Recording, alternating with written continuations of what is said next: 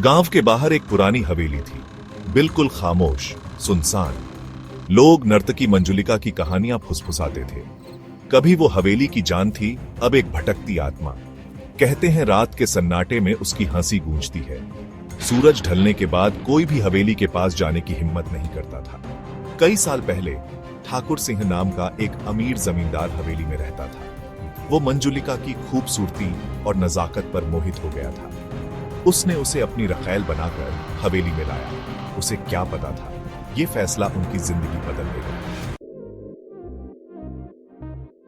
मंजुलिका उस राज्य की सबसे मशहूर नर्तकी थी। उसकी खूबसूरती के चर्चे दूर दूर तक थे। लोग उसे तोहफे और तारीफों से नहलाते थे। लेकिन मंजुलिका सच्चे प्यार की तलाश में थी। जब ठाकुर सिंह ने उसे आराम और प्यार भरी जिंदगी का वादा किया, तो वो उसके आकर्षण में फंस गई। उसने ठाकुर सिंह में एक बेहतर जिंदगी की उम्मीद देखी। उसने प्यार और वफादारी के उसके वादों पर यकीन कर लिया। उसे क्या पता था कि उसके दिल में कितना अंधेरा भरा है। ठाकुर सिंह की एक पत्नी थी जो जलन से भरी रहती थी। वो मंजुलिका को अपने लिए खतरा समझती थी। उस नर्तकी के लिए उसके दिल में नफरत की आग जलती थी। उसने मंजुलिका को अपने पति से प्यार करने की सजा देने की कसम खाई। कभी संगीत और हंसी से भरी हवेली अब शक और डर के साये में डूब गई थी।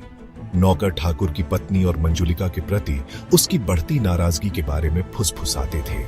उन्हें लग रहा था कि कुछ बुरा होने वाला है। एक रात होली के त्योहार पर हवेली रंगों और रोशनी से सजी थी। संगीत की धुन बज रही थी और सब लोग खुशियां मना रहे थे। लेकिन अचानक मंजुलिका अपने कमरे में मृत पाई गई।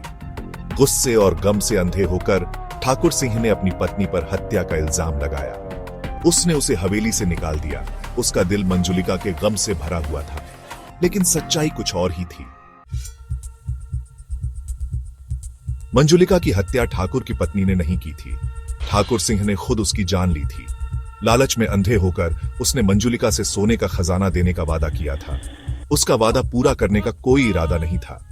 जब मंजुलिका ने उससे सवाल किया तो दोनों में झगड़ा हुआ। गुस्से में आकर उसने उसे चाकू मार दिया। अब उसकी आत्मा धोखा खाई और इंसाफ की तलाश में हवेली छोड़ने को तैयार नहीं थी।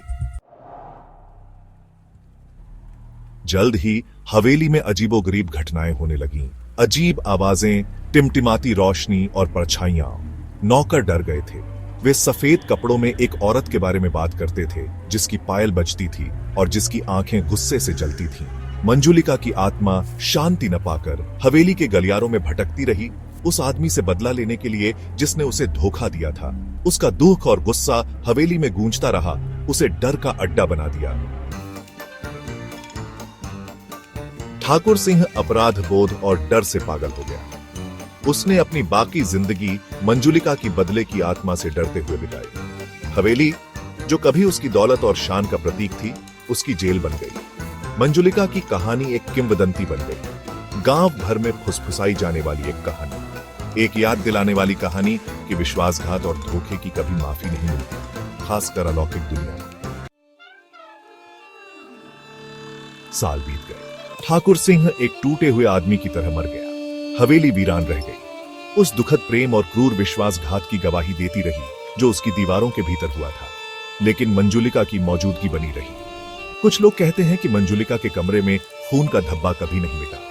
यह उसके भयानक अंत की याद दिलाता रहा, उसके अंतहीन दर्द और गुस्से का प्रतीक।